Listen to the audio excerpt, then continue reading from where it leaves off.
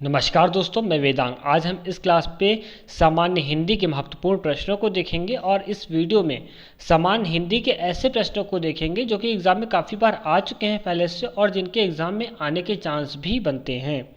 यहाँ पे हर क्वेश्चन अपने में एक विशिष्ट महत्व रखता है, इसलिए दोस्तों सामान्य हिंदी की यह क्लास आपके आगे आने वाली आगामी जो परीक्षाएँ हैं उसके दृष्टिकोण से महत्वपूर्ण जो है, बहुत ही महत्वपूर्ण है। तो दोस्तों आपसे रिक्वेस्ट है, आप इस वीडियो को लास्ट तक जरूर देखिएगा। तो चलिए बिना टाइम वेस्ट करते हुए स्टार्ट करते हैं आज का पहला प्रश्न। तो आपके लिए आज का पहला प्रश्न हो जाएगा, उच्च प्राथमिक स्तर पर हिंदी भाषा की पाठ्यपुस्तक का निर्माण करते हुए आपके लिए सबसे कब महत्वपूर्ण है। ऑप्शन है संबंध, हिंदी साहित्य की छठा प्रदर्शन, या भाषाई क्षमताओं को बढ़ावा देने के अभ्यास, समस्त व्याकरणिक बिंदुओं का समावेश, या फिर भाषा की विविध छटाओं में समावेश होने वाले पाठ। तो दोस्तों इस प्रश्न का जो सही आंसर है वो हो जाएगा समस्त व्याकरणिक बिंदुओं का समावेश। दोस्तों आप सोच रहे होंगे कि मैं किस टाइप से क्वेश्चन रख रहा हूँ, लेकिन अगर यही उठा के देखिए पीछे का पैटर्न किसी भी एग्जाम में हो, चाहे यूपी टेट हो या सी टेट हो या जो यूपी ट्रिपल एससी हो, दोस्तों आप पीछे के जो बैक पेपर एनालिसिस करेंगे प्रीवियस ईयर्स के, तो एनालिसिस करने के दौरान मुझे यही मिला है कि इस टाइप से क्वेश्चन ज़्यादा देखने को मिल रहे हैं।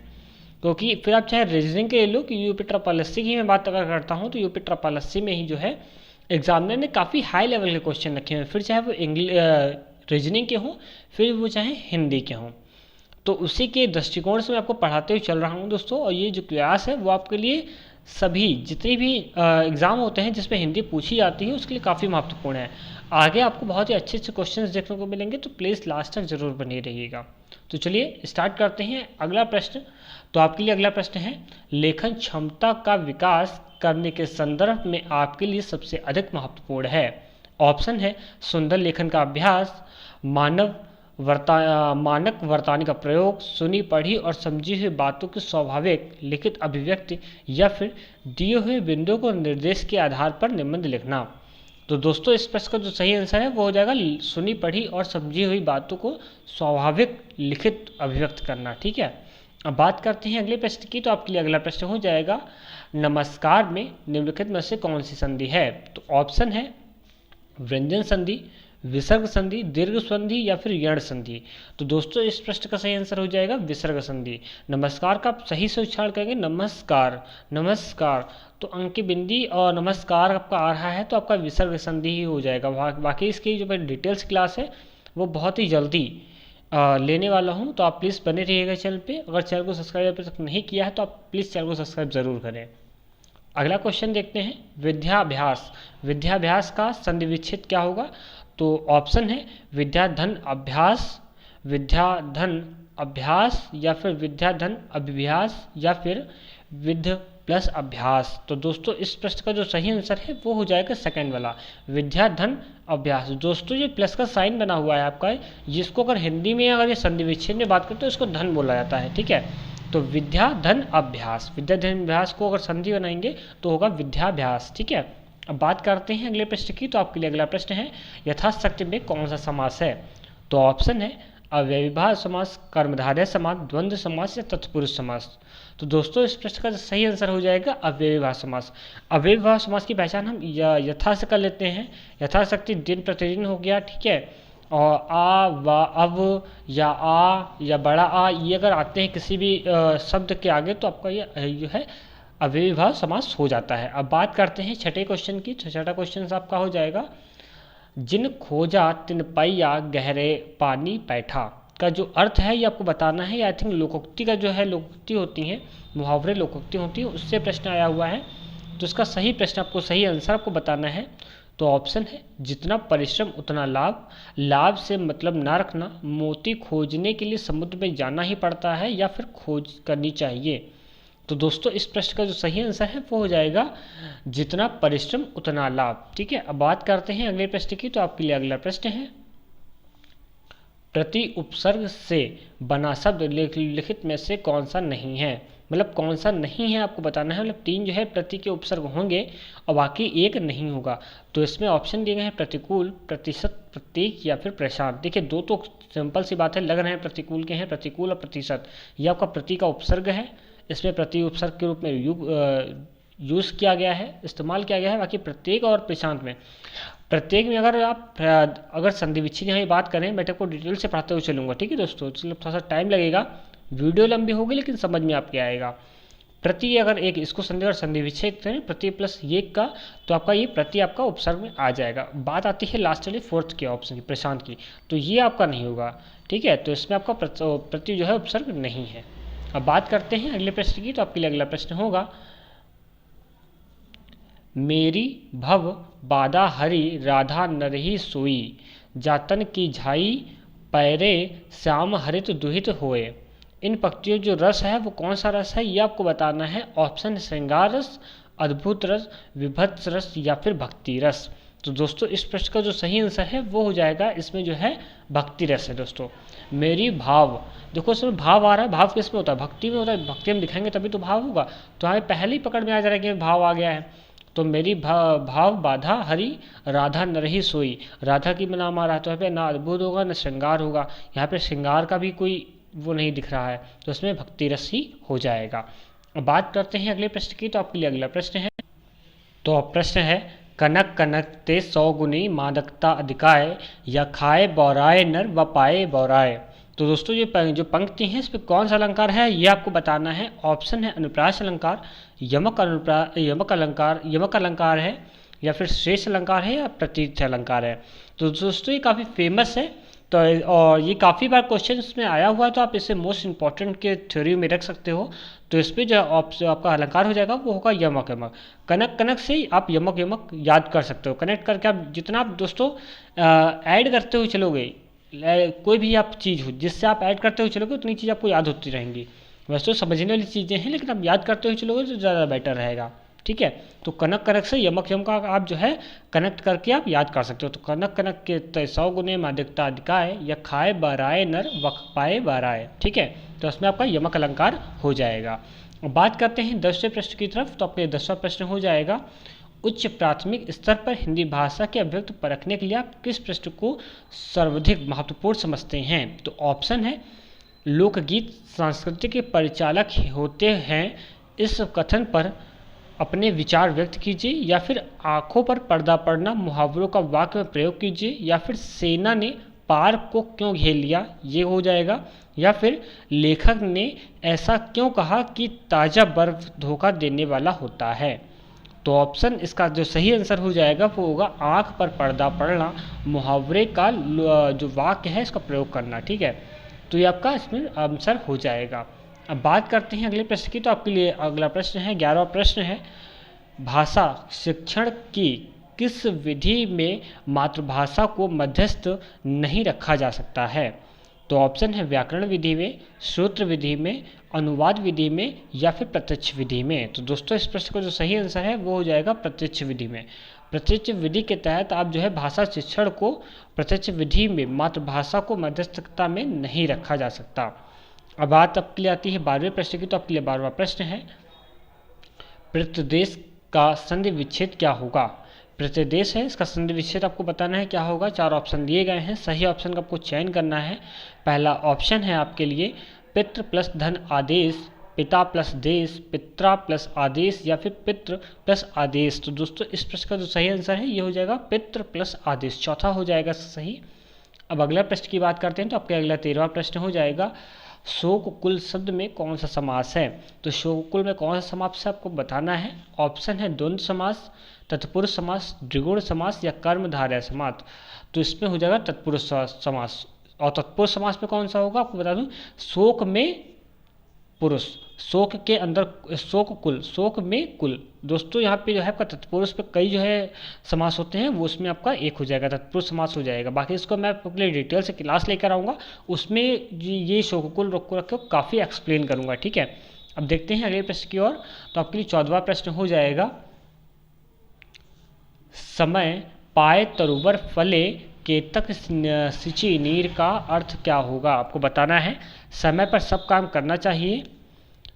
आप जो काम है, काम अपने निर्धारित समय पर होना चाहिए होता है, या फिर वसंत में फूल खिलते हैं, या फिर वर्षा के बाद सिंचाई करनी चाहिए। तो दोस्तों इस प्रश्न का जो सही आंसर है वो हो जाएगा, काम अपने निर्धारित समय पर होता है। ठीक है, अब बात करते हैं अगले प्रश्न की। तो आपके लिए 15वां प्रश्न हो जाएगा, अनुपस्थिति शब्द में किस उपसर्ग का प्रयोग हुआ है? तो ऑप्शन है अनु, अनूप, अन्न या फिर आ। तो दोस्तों इस प्रश्न का जो सही आंसर है वो अनुपस्थिति में हो जाएगा अन्न। अन्न, आ औधाना, छोटा आ औधाना, अन्न शब्द का प्रयोग अनुपस्थिति में किया गया है। अब आपके लिए बात करते हैं अगले 16वें प्रश्न की। तो आपके लिए 16वां प्रश्न हो जाएगा, जहेऊ अवध कवन मुलाई, नरही हेतु प्रिय भई गवाई। ये जो पंक्ति है कौन सा रस है, इसमें आपको कौन सा रस है ये बताना है। ऑप्शन आपको 4 दिए गए हैं, श्रृंगार रस, भयानक रस, रौद्र रस या फिर करुण रस। तो दोस्तों इस प्रश्न का जो सही आंसर है वो हो जाएगा करुण रस है। इसमें जो है आपका करुण रस का प्रयोग किया गया है। अब आपके लिए अगला प्रश्न, तो आपके लिए अगला प्रश्न होगा, रस निष्पादित में निम्नलिखित में कौन सा कारक उत्तरदायी नहीं है? तो ऑप्शन है विभाव, अनुभाव, संभाव या फिर व्यभिचारी भाव। तो दोस्तों इसमें हो जाएगा संभाव। संभाव जो है रस निष्पादित में जो है कारक का उत्तरदायित्व तो नहीं होता है। अब बात करते हैं 18वें प्रश्न की ओर। तो 18वां प्रश्न आपका हो जाएगा, चस्की के अनुसार खाली जगह के कारण बच्चे भाषा सीखते हैं। तो किसके कारण जो है भाषा सीखते हैं? जो कि चस्की के अनुसार आपको बताना है, तो भाषाई समाज के अनुसार, या फिर भाषा अर्जन क्षमता के लिए, या फिर भाषा आकलन क्षमता के लिए, या फिर व्याकरणिक नियमों की जानकारी से ही। तो दोस्तों इसका जो सही आंसर हो जाएगा भाषा अर्जन की जो क्षमता होती है, इससे ही जो आपके चस्की के अनुसार बच्चे जो है भाषा सीखते हैं, भाषा अर्जन क्षमता के अकॉर्डिंग। ठीक है, अब बात करते हैं अगले प्रश्न की। तो मुनीस में कौन सा संधि विच्छेद हो जाएगा? तो ऑप्शन है दीर्घ संधि, दीर्घ स्वर संधि, गुण स्वर संधि, यड़ स्वर संधि या फिर वृद्धि स्वर संधि। तो दोस्तों इस प्रश्न का जो सही आंसर है वो हो जाएगा दीर्घ स्वर संधि। दीर्घ स्वर संधि के अनुसार जो है जो आपका मुनीस है ये आपका दीर्घ स्वर संधि हो जाएगा। अब आपके लिए अगला प्रश्न, तो आपके लिए 20वां प्रश्न हो जाएगा, रोग पीड़ित में कौन सा समास है? तो 20वें प्रश्न का जो ऑप्शन है वो है तत्पुरुष समास, द्वंद्व समास, अव्ययीभाव समास या फिर कर्मधारय समास। तो दोस्तों इसमें हो जाएगा तत्पुरुष समास। तत्पुरुष पे कौन सा होगा ये भी आपको डिटेल्स में कमेंट करके बताना है दोस्तों। तो रोग से पीड़ित, ठीक है, इसमें से आ रहा है दोस्तों, ध्यान रखिएगा। मैं फिर भी एक्सप्लेन आपको करते हुए चल रहा हूँ थोड़ा बहुत, कि रोग से पीड़ित, इसमें से आ रहा है तो तत्पुरुष समास तो हो ही जाएगा। ठीक है, तो इसमें कौन सा तत्पुरुष होगा ये आपको कमेंट बॉक्स में डिटेल से बताना है। अब देखते हैं अगले प्रश्न की ओर। तो आपके लिए 21वां प्रश्न हो जाएगा,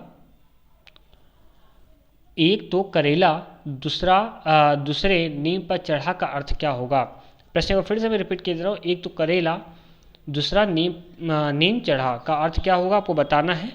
कुटिल की संगति में और कुटिल होना, मूर्ख का साथ अनिष्टकारी, परिवार का प्रभाव या बुरे का स्वभाव। तो दोस्तों इस प्रश्न का जो सही आंसर है वो होगा कुटिल की संगत में और कुटिल हो जाना। ठीक है, अब बात करते हैं 22वें प्रश्न की। तो आपके लिए 22वां प्रश्न हो जाएगा, हे खग मृग हे मधुशंकर श्रेणी, तुम देखी सीता मृग नैनी। तो जो है ये जो पंक्तियाँ दी गई हैं इसमें कौन सा रस है ये आपको बताना है। तो इसमें हो जाएगा आपका ऑप्शन देख लेता हूँ मैं। 22वें का जो ऑप्शन है वो है अद्भुत, करुण, संयोग श्रृंगार या फिर वियोग श्रृंगार। तो दोस्तों इस प्रश्न का जो सही आंसर है वो हो जाएगा वियोग श्रृंगार। ठीक है, वियोग श्रृंगार। दोस्तों इस प्रश्न का जो सही आंसर है वो हो जाएगा वियोग श्रृंगार। अब बात करते हैं आपके लिए 23वें प्रश्न की। तो आपके लिए 23वां प्रश्न हो जाएगा, द्विभाषा के रूप में हिंदी सीखने का मुख्य अर्थ का उद्देश्य क्या है? मुख्य उद्देश्य क्या है आपको बताना है 23वें प्रश्न में। ऑप्शन है मानक हिंदी लिखने में निपुणता प्राप्त करना, हिंदी और अपनी मातृभाषा के अंतर को कंठस्थ करना, या फिर हिंदी के व्याकरण पर आधारित अधिकार प्राप्त करना, या फिर दैनिक जीवन में हिंदी पे समझने तथा बोलने की क्षमता का विकास करना। तो दोस्तों इस प्रश्न का जो सही आंसर हो जाएगा वो होगा दैनिक जीवन में हिंदी में समझने तथा बोलने की क्षमता जो होती है इसका विकास करना। इसी को ही द्वितीय भाषा के मुख्य रूप से हिंदी बोलने का सीखने का मुख्य जो है उद्देश्य रखा गया है। अब बात करते हैं 24वें प्रश्न की ओर। तो 24वां प्रश्न आपका हो जाएगा, त्रिभुज शब्द में कौन सा समास है? तो ऑप्शन है मध्य पद लोप समास, अलुक समास, षष्ठी तत्पुरुष समास या द्विगुण समास। दोस्तों इस प्रश्न का जो सही आंसर है वो हो जाएगा आपका द्विगुण समास। द्विगुण समास जो है, देखो जिसमें 3, 4, जिसमें आपकी संख्याएं आ रही हो वो आपका द्विगुण समास होता है।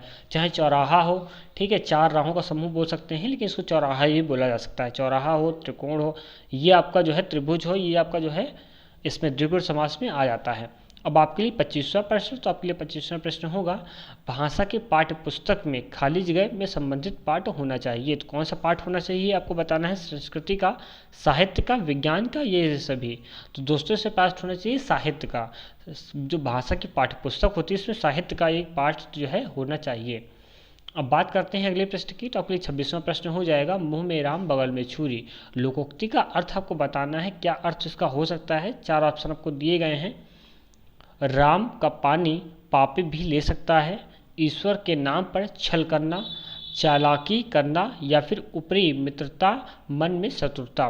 दोस्तों इस प्रश्न का जो सही आंसर है वो हो जाएगा 26वीं का ऊपरी मित्रता और मन में शत्रुता। जो मुंह में राम बगल में छुरी होती है, इसका अगर अर्थ का लोकोक्ति का अगर अर्थ निकालें तो इसका होगा, मतलब ऊपरी मन से अगर अपना मित्रता दिखा रहे हैं और अंदर ही अंदर छल कपट या शत्रुता रख रहे हैं। ठीक है, अब बात करते हैं 27वें प्रश्न की, तो आपके लिए 27वां प्रश्न होगा, अधपति शब्द में किस उपसर्ग का प्रयोग हुआ है। तो ऑप्शन है अध, अधि, अधि या फिर अग। तो दोस्तों इस प्रश्न का जो सही आंसर हो जाएगा वो होगा अधि। अधिपति में अधि शब्द, अधि जो उपसर्ग है इसका प्रयोग किया गया है। अब बात करते हैं 28वें प्रश्न की, तो आपके लिए 28वां प्रश्न है, तुम आ जाते एक बार कितनी करुणा कितने संदेश, पथ में बिछ जाते ना बन पराग। तो जो पंक्तियाँ दी गई हैं इस पर कौन सा जो रस है ये आपको बताना है। तो दोस्तों ऑप्शन है वीर रस, श्रृंगार रस, विभत्स रस या फिर अद्भुत रस। तो दोस्तों इसमें श्रृंगार रस है। देखिए इसमें आप खुद ही देखिए, मतलब पथ पर बिछ जाते बन पराग, तो इसमें आपका दिया गया है तुम आ जाते एक बार। तो दोस्तों इस पर जो ऑप्शन जो दिया गया है इसका जो सही आंसर हो जाएगा वो होगा श्रृंगार रस। श्रृंगार रस में जो है आपका ये आता है। अब बात करते हैं अगले प्रश्न की, तो आपके लिए अगला प्रश्न हो जाएगा, छंद शास्त्र के प्रणेता आचार्य माने जाते हैं। तो कौन माने जाते हैं आपको बताना है। पर्णी माने जाते हैं, पतंजलि माने जाते हैं, मनु माने जाते हैं, पिंगल माने जाते हैं। तो आपको पिंगल ऋषि को जो है छंद शास्त्र के मतलब आचार्य जो है माने जाते हैं, पिंगल ऋषि। ठीक है, अब बात करते हैं 30वें प्रश्न की, तो आपके 30वां प्रश्न है, भाषा की पाठ्यपुस्तकों में हिंदीतर भाषाओं को भी जगह मिलनी चाहिए। इस कथन के समर्थन में कौन सा तर्क जो है सही काम करेगा, ये आपको बताना है। देखिए यहाँ पे तर्क और वितर्क की बात हो रही है। ये जो लाइन दी गई है आपको, भाषा की पाठ्यपुस्तक में हिंदीतर भाषाओं को भी जगह मिलनी चाहिए, जो आपका तर्क दिया हुआ है इस पर, जो आपको एक लाइन दी गई है इस पर कौन सा तर्क काम करेगा ये आपको बताना है। 4 ऑप्शन आपको दिए गए हैं। तो पहला ऑप्शन इसमें दिया गया है आपको, इससे भाषाओं के बीच द्वंद्व नहीं होगा, इससे भाषागत विविधता को सही रूप से संबोधित किया जा सकता है, या फिर इससे भारत की सभी भाषाओं को स्थान दिया जा सकता है, या फिर इसमें त्रिभाषा सूत्र का पालन किया जा सकता है। तो दोस्तों इस प्रश्न का जो सही आंसर है वो हो जाएगा दूसरा वाला, इससे भाषागत जो विविधता को सही रूप से संबोधित किया जा सकता है। ठीक है, अब बात करते हैं 31वें प्रश्न की, तो आपके लिए 31वां प्रश्न हो जाएगा, देवी धन ऐश्वर्य किसका संधि विच्छेद है। तो दोस्तों इसका ऑप्शन है दैविशर्या या फिर दैवोशर्या या फिर देवेशर्या। तो दोस्तों इस प्रश्न का जो सही आंसर हो जाएगा वो होगा दैवेशर्या, दैवे ऐश्वर्या कह सकते हैं, दैवे ऐश्वर्या। तो आपके लिए अगला प्रश्न हो जाएगा, चतुर्भुज शब्द में कौन सा समास है। तो ऑप्शन है बहुव्रीहि, द्विगुण, तत्पुरुष या फिर अव्ययीभाव। तो दोस्तों इस प्रश्न का जो सही आंसर है वो हो जाएगा बहुव्रीहि। अब दोस्तों यहाँ पे कुछ बच्चे कह रहे होंगे सर अभी तो आपने द्विगुण बताया था कि जिसमें 4 जो है, अगर 1, 2 या 3 या 4 की बात हो रही है तो द्विगुण हो जाएगा। तो दोस्तों कुछ ऐसे होते हैं जो समास, उसमें जो है बहुव्रीहि का यूज़ होता है। जैसे आपका चतुर्भुज जिसके जो है 4 जो भुजाएं हैं, जिसके 4 भुजाएं जिसके हैं वो उसको आपको बताना है, तो यहाँ आपका बहुव्रीहि हो जाएगा। ठीक है, अब बात करते हैं 33वें प्रश्न की, तो आपको 33वां प्रश्न हो जाएगा, अधजल गगरी छलकत जाए। लोकोक्ति जो है इसका सामान्य अर्थ आपको बताना है क्या होगा। तो इसका ऑप्शन है अल्पज्ञ द्वारा गर्व करना, कायदे से कार्य करना, अहंकार करना या फिर संभल कर चलना। तो दोस्तों इस प्रश्न का सही आंसर हो जाएगा अल्पज्ञ द्वारा गर्व करना, जिसको जो है ज्ञान ही नहीं है वो गर्व कर रहा है। ठीक है, अब आपके लिए बात करते हैं 34वें प्रश्न की। तो आपके लिए 34वां प्रश्न हो जाएगा, भाषा की सतत और मूल्यांकन, व्यापक मूल्यांकन का उद्देश्य क्या है, ये आपको बताना है। ऑप्शन है बच्चों की सीखने की प्रक्रिया को समझकर उपयुक्त शिक्षण अधिगम प्रक्रिया अपनाना, या फिर अगली कक्षा में प्रोत्साहन करने के हेतु साक्ष्य जुटाना, या फिर बच्चों की त्रुटियों को पहचान करना, या फिर मूल्यांकन की परंपरा का निर्वहन करना। तो दोस्तों इस प्रश्न का जो सही आंसर है वो हो जाएगा बच्चों को सिखाने की प्रक्रिया को समझकर उपयुक्त शिक्षण अधिगमन की प्रक्रिया अपनाना। ठीक है, अब बात करते हैं 35वें प्रश्न की। तो आपके लिए 35वां प्रश्न है, यद्यपि में कौन सी संधि है। तो ऑप्शन है अयाद संधि, यण स्वर संधि, वृद्धि संधि, वृद्धि स्वर संधि, या फिर गुण संधि। तो इस पर दोस्तों हो जाएगा यण स्वर संधि। ठीक है, इसमें दोस्तों आपका यद्यपि में हो जाएगा यण स्वर संधि। ठीक है, अब बात करते हैं आपके लिए 36वें प्रश्न की। तो आपके लिए 36वां प्रश्न हो जाएगा, भाषा के संदर्भ में निदानात्मक परीक्षण का उद्देश्य क्या है, ये आपको बताना है। तो ऑप्शन है बच्चों हेतु भाषा का प्रयोग के अवसर जुटाना, या फिर बच्चों को अगली कक्षा में प्रोत्साहित करना, या फिर बच्चों को विभिन्न श्रेणियों में विभक्त करना, या फिर बच्चों की भाषा प्रयोग संबंधी जो कठिनाइयाँ हैं इसके संभव कारणों को पहचान करना। तो दोस्तों इस प्रश्न का जो सही आंसर है वो हो जाएगा बच्चों के जो भाषा प्रयोग है संबंधी जो कठिनाइयाँ आ रही हैं उसको जो है संभावित कारणों के जो कारण हैं उनको जो है पहचान करना। ठीक है, अब बात करते हैं यहाँ पे 37वें प्रश्न की। तो अपने 37वां प्रश्न हो जाएगा, लौह पुरुष में कौन सा समास है। ऑप्शन है द्विगुण, द्वंद्व, तत्पुरुष, या फिर कर्मधारय।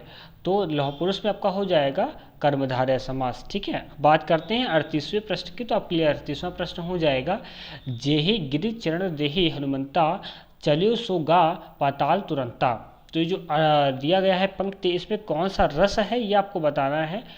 तो इसके लिए ऑप्शन है रौद्र रस, श्रृंगार रस, अद्भुत रस, या फिर वीर रस। तो दोस्तों इस प्रश्न का जो सही आंसर है ये हो जाएगा आपका अद्भुत रस। इसमें जो है मतलब एक अद्भुत सी चीज़ है, जेहि गिरि चरण देहि हनुमंता, चलो सो गा पाताल तुरंता। मतलब जो है चलो सो, आप लास्ट में देखेंगे पाताल तुरंता लिखा हुआ है ना, मतलब पाताल ऐसे ही कौन तुरंत पहुंच जाएगा। हनुमान जी पहुंच सकते हैं लेकिन सब थोड़ा ना कोई पहुंच सकता है कि तुरंत पाताल पहुंच जाए। तो एक अद्भुत सी चीज़ है, तो इसमें आपका अद्भुत रस हो जाएगा। ठीक है, अब बात करते हैं आपके लिए 39वें प्रश्न की। तो आपके लिए 39वां प्रश्न है,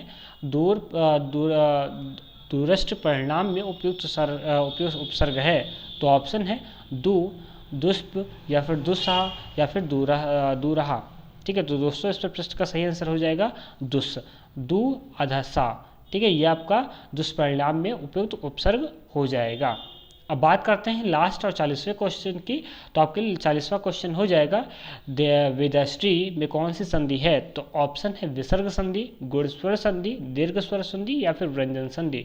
तो दोस्तों इस प्रश्न का जो सही आंसर है वो हो जाएगा गुण स्वर संधि। जो विदेशी है, विदर्शी है, तो इसमें आपका गुण स्वर संधि का यूज किया गया है। दोस्तों अगर यह वीडियो आपको अच्छी लगी हो तो इस वीडियो का लिंक कम से कम एक स्टडी ग्रुप तक जरूर शेयर करिएगा, ताकि जो आपके और भी साथी हैं वो इस वीडियो का ले पाएँ। अगर आप दोस्तों इस चैनल पर अभी तक नए हैं और अभी तक आपने इस चैनल को सब्सक्राइब नहीं किया है तो आप इस चैनल को सब्सक्राइब जरूर करें। बेल आइकन को प्रेस करना बिल्कुल भूलिएगा, ताकि जो आने वाली आगे आने वाली वीडियो है उसका नोटिफिकेशन अब तक मिल सके। दोस्तों इस वीडियो की PDF फाइल आप इस वीडियो के डिस्क्रिप्शन बॉक्स से डाउनलोड कर सकते हैं। PDF फाइल आप हमारे फेसबुक पेज से भी डाउनलोड कर सकते हैं। फेसबुक पेज का लिंक आपको इसी वीडियो के डिस्क्रिप्शन बॉक्स में मिल जाएगा। दोस्तों मैं आपसे वादा करता हूँ आपको इस चैनल से काफ़ी हेल्प मिलेगी। Thanks for watching.